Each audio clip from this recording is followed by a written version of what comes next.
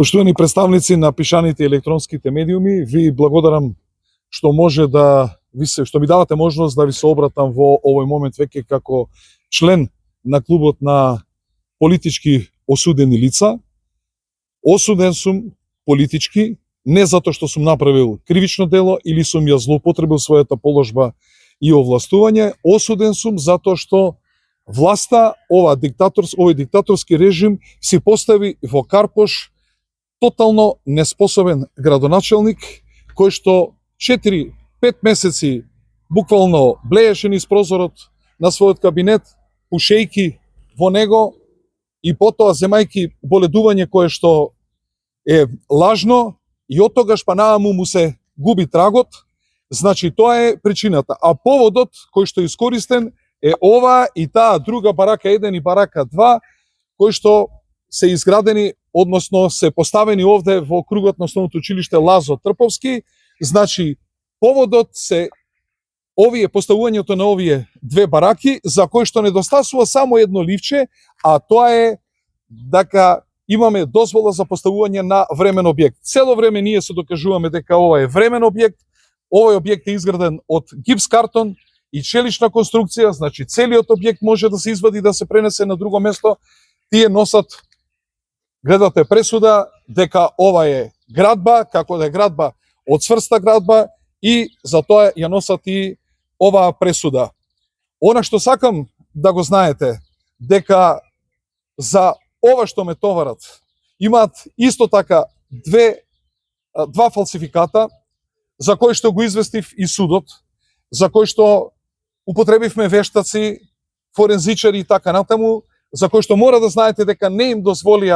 им го дадоа предметот за да можат да го вештачат и точно да утврдат кој ги направил тие два фалсификата, врз кои исто така се обидуваат да ја искористат тие два фалсификата за да ја донесат оваа пресуда, но очигледно дека во оваа ситуација не е битно дали си виновен, туку во моментов има потреба да бидам осуден, а тоа е да бидам спречен да се кандидирам на повторните избори за градоначалник на општина Карпош. Повеќе од очигледно е дека лицето кое што беше поставено за градоначалник на општина Карпош, значи направи нешто што е незапамтено во историјата, во политичката историја на Република Македонија, едноставно го напушти своето работно место и сега нормално е дека власта бара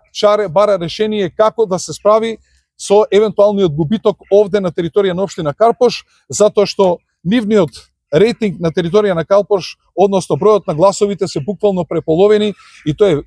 основната и единствената причина зошто ја носат оваа пресуда, затоа што од сите страни добивавме информации, а впрочем и вие добивте таа информација дека предметот се укинува и се враќа на повторно одлучување во основниот суд. Ова е сега веќе нешто ново, очигледно дека е под притисок направено. Дали се лутам на судиите? Не се лутам, нека се живи и здрави. Знам дека работат под притисок,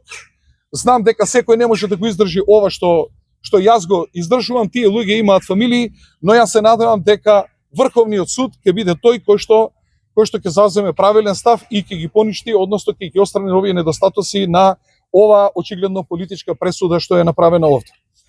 Ова е само уште еден доказ дека во моментов ние имаме диктаторски режим, кој со своите политички противници се пресметува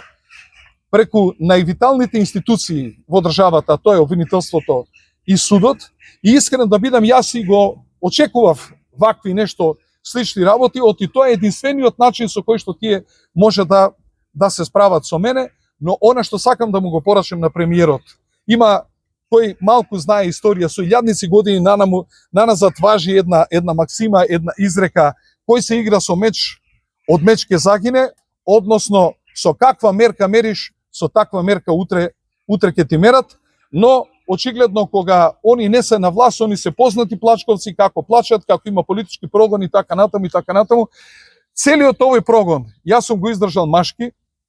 не сум осаствувал од ниедно рочиште, имало 40 рочишта, ниту еднаш не сум искористил дека сум болен или имам било каква друга здравствена причина, а сум имал здравствени причини зошто да не доаѓам, секогаш сум го испочитувал судот, надевајки се во праведноста и носење на праведни одлуки на судовите во Македонија. Не ни престанува ништо друго, туку и натаму да се надеваме на последната судска инстанца, а тоа е Врховниот суд.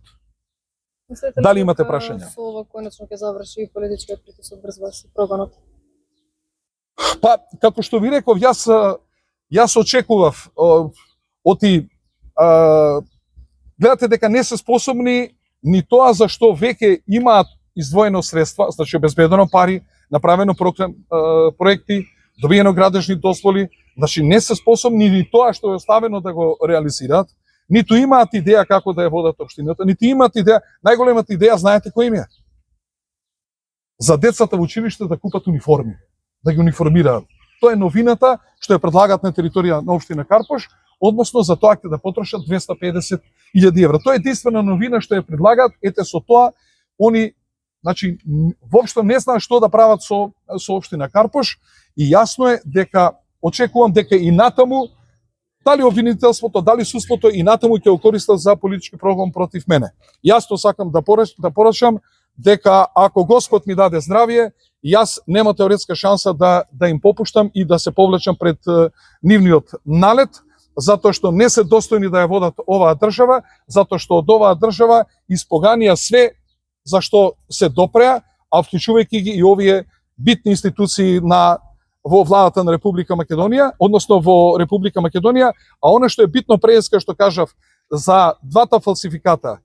Сакам да знаете дека и консултирав луѓе од Советот на обвинители и тогаш ми рекоа мора да заврши со конечна пресуда, па потоа да се отпочна постапка да се види дали евентуално е користен навистина фалсификат при носењето на овие одлуки, така да и тука ни се отвара една можност да го известиме, односно со пријава до Советот на обвинители врз основа на што е донесена оваа пресуда. И можете да замислите,